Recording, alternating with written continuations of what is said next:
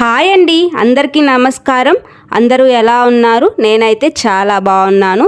ఈరోజు మన వీడియోలో టేస్టీగా స్వీట్ షాప్ స్టైల్లో అయితే మడత కాజా స్వీట్ ఎలా తయారు చేసుకోవాలి అన్నదైతే చూపిస్తున్నాను, చూసేయండి. గోధుమ పిండితో, ఓన్లీ గోధుమ పిండితోటే మాత్రమే చేస్తున్నాను. హెల్తీ ఇది చాలా, అస్సలు మైదా యూస్ చేయకుండా ఓన్లీ గోధుమ రవ్వతో అయితే మనం స్వీట్ అయితే చేస్తున్నాము. ఈ స్వీట్ అన్నది పిల్లలకైనా పెద్దలకైనా చాలా హెల్తీ. ముందుగా అయితే 1 కప్ గోధుమ పిండి తీసుకున్నాను గిన్నెలోకి.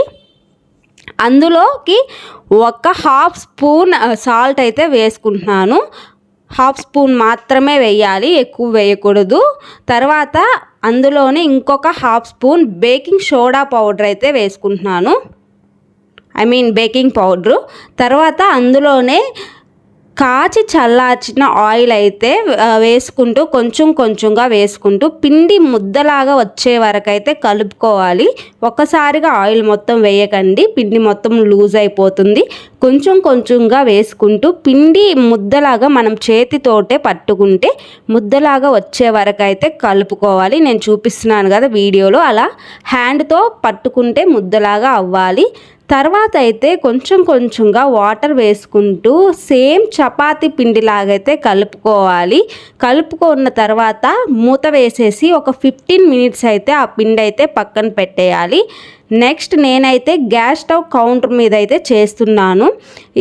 ఈ కౌంటర్ మీద అయితే ముందైతే మొత్తము కార్న్ ఫ్లోర్ పిండి అయితే చల్లుకున్నాను, ఎందుకంటే అక్కడ కౌంటర్కి అతుక్కుపోకుండా పిండి. మామూలుగా చపాతీ పిండికి మనం ఎట్లాగ చపాతీ పౌడర్ వేసుకుంటూ చపాతీ పాముకుంటాము, అట్లాగే కార్న్ ఫ్లోర్ వేసుకొని నేనైతే ఇది మొత్తము చూపిస్తున్నాను కదా, ఇలా పాముకున్నాను. కార్న్ ఫ్లోర్ వల్ల ఏంటంటే రెడ్నెస్ వస్తుంది మనం చేసే స్వీట్కి అయితే, స్వీట్ కొంచెం రెడ్గా ఉంటుంది అందుకోసం. తర్వాత మొత్తం రౌండ్గా పాముకొని సైడ్లు ఎడ్జెస్ అన్నవి చాక్తో అయితే నేను చూపిస్తున్నాగా వీడియోలో ఈ విధంగా కట్ చేసుకోవాలి. తర్వాత ఆ ఎడ్జెస్ వేస్ట్ అవ్వకుండా మిడిల్లో అయితే పెట్టేయాలి. మనం ఏదైతే సర్కిల్గా చేసుకున్నామో పిండిని ఆ గోధుమ పిండిలో మధ్యలో అయితే పెట్టేయాలి, ఎందుకంటే వేస్ట్ చేయకుండా అనవసరంగా పడేయకుండా మధ్యలో పెట్టేస్తే యూజ్ అవుతుంది. నెక్స్ట్ కింద ఎడ్జ్ నుంచి పైన వరకు చిన్నగా మడత పెట్టుకోవాలి.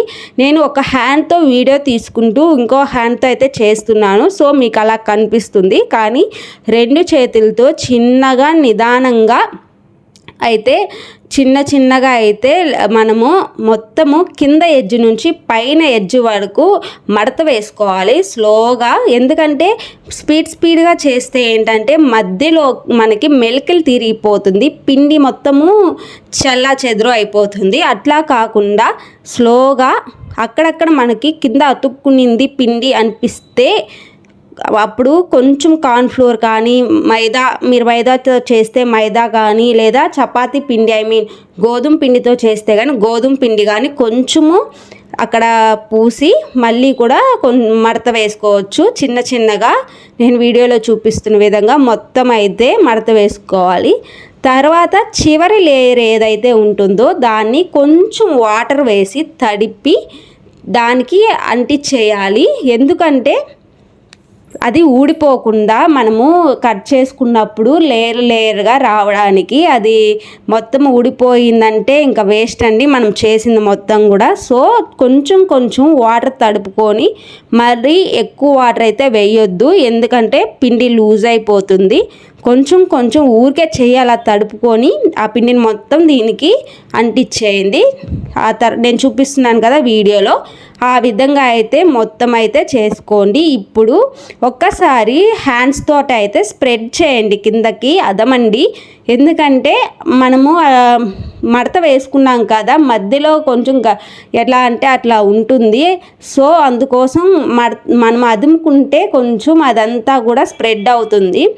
ఆ తర్వాత ఒక ఎడ్జ్ నుంచి చిన్న చిన్న ముక్కలుగా అయితే చాక్తో అయితే మడత కాజు షేప్లో వచ్చే విధంగా అయితే కట్ చేసుకోండి. చిన్న చిన్నవి చేసుకొని నేను వీడియోలో చూపిస్తున్నాను కదా, మొత్తం అయితే కట్ చేసేసుకున్నాను.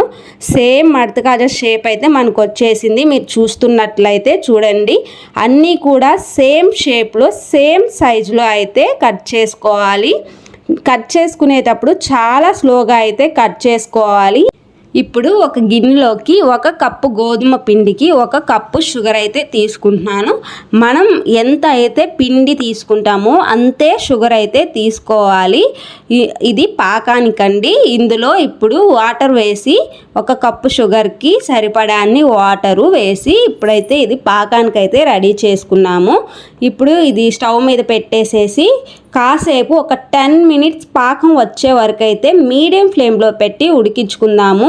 మీడియం ఫ్లేమ్లో మాత్రమే ఉడికించుకోవాలి. మధ్య మధ్యలో కలుపుతూ ఉండాలి, ఎందుకంటే షుగర్ అనేది గడ్డ కట్టేస్తుంది. మీడియం ఫ్లేమ్లో కూడా ఎందుకు ఉడికించుకోవాలంటే హై ఫ్లేమ్లో ఏంటంటే షుగర్ అనేది ఉడికినట్లే అనిపిస్తుంది, కానీ కింద అడుగు బాగానే అంటుకుపోతుంది. సో మీడియం ఫ్లేమ్లో పెట్టుకొని మధ్య మధ్యలో కలుపుకుంటూ ఉండాలి. ఇంకో స్టవ్ మీద డీప్ ఫ్రైకి సరిపడా ఆయిల్ ప్యాన్లో వేసి వేడి చేసుకుంటూ ఇంకో పక్క ముందుగా మనం ఏమైతే మడత కాజాలు రెడీ చేసుకున్నామో అవైతే బ్యాక్ తిప్పి నేను చూపిస్తున్నాను కదా, ఫింగర్తో అలా ప్రెస్ చేసి మళ్ళీ చపాతీ కర్రతో అయితే అలా రుద్దాలి.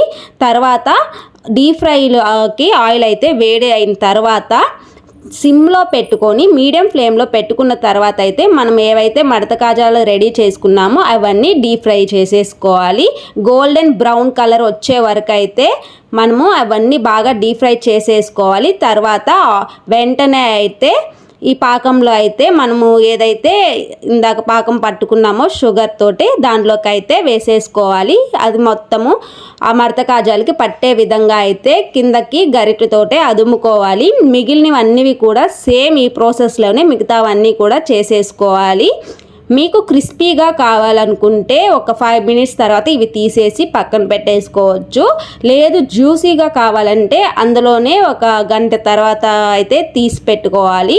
మిగతావన్నీ కూడా సేమ్ ఇదే ప్రాసెస్లో అయితే తీసి వేసుకోవాలి.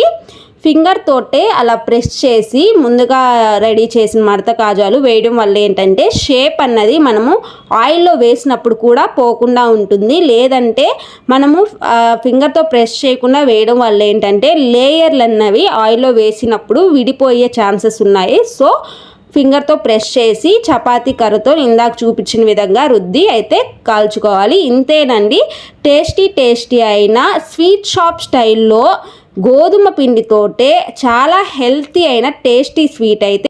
మీకు గనక నా వీడియో నచ్చినట్లయితే please like, share and subscribe to our channel Ammus vlogs అండి. Thank you all. Bye bye.